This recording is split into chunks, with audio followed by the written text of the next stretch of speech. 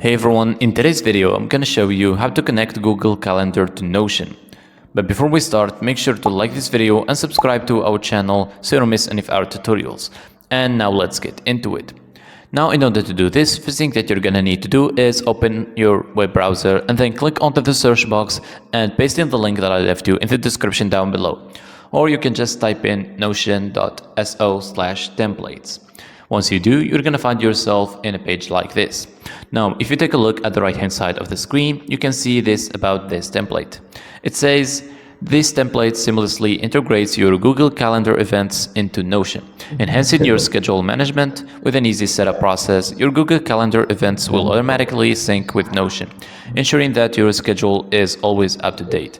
Designed for simplicity and efficiency, this template eliminates the need to switch between apps, allowing you to view and manage your events in one place.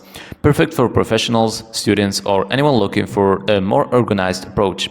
This template combines the robust scheduling capabilities of Google Calendar with the versatile organizational features of Notion.